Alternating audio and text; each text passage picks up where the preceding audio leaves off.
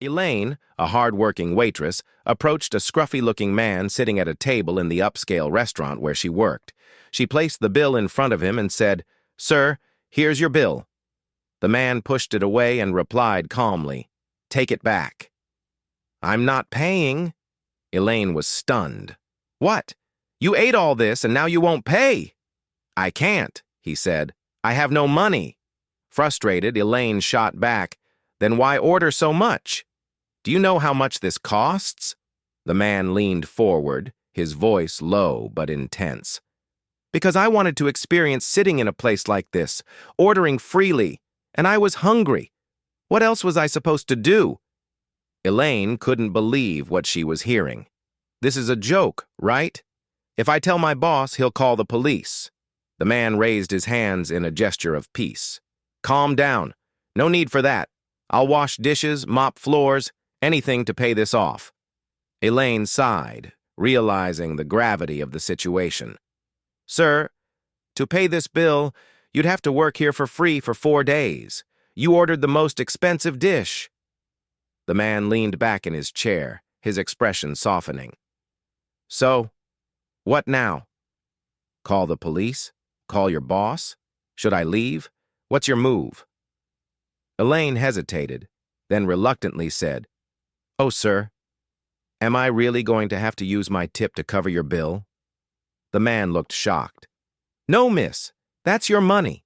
What will you do?" Elaine resigned herself to the situation. "I'll pay it. I can't let you get arrested. Now, can I leave?" The man nodded. "You can go. But know this, I paid your bill with my tip. Now I have nothing." As Elaine turned to leave, the man called out, "Wait, before you go, I need to tell you something. You have a kind heart. Thank you. You'll be rewarded for this." Elaine shook her head. "I didn't do it for a reward. I did it so you wouldn't get arrested." The man smiled faintly. "I understand, but thank you.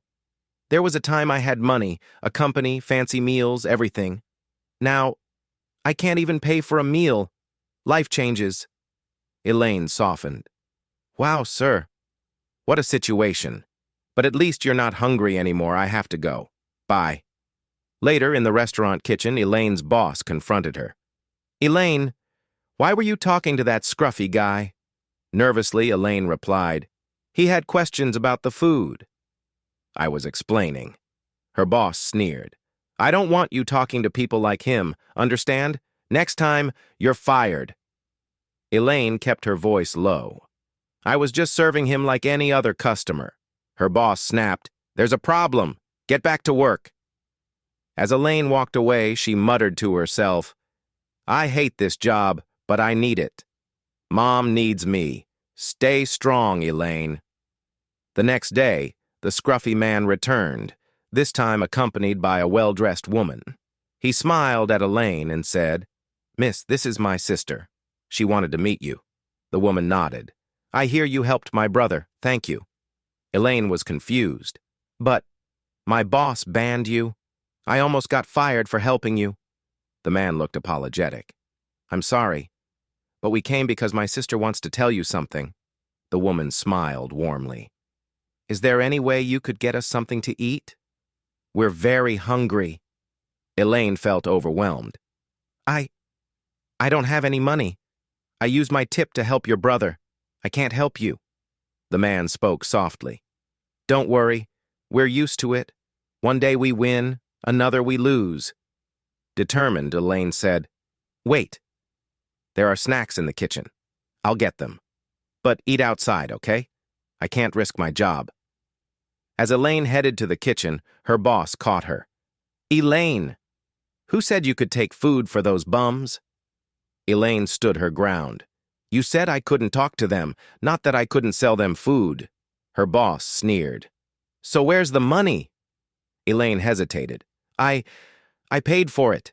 You can deduct it from my salary." Her boss exploded.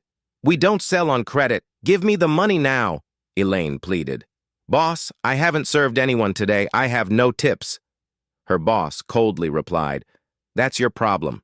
Figure it out." At the restaurant entrance, the man overheard the conversation and stepped forward. He handed Elaine some money. "Miss, take this. It's all I have." Elaine was grateful. "Thank you, sir."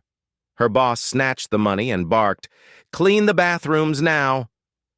As Elaine walked away, her head down, the man watched her. He said softly, "Some people are poor in spirit, miss." Elaine nodded. "That's true, but I can't pay attention to that. I need this job for my mom." The man paused, then asked, "Do you believe in God?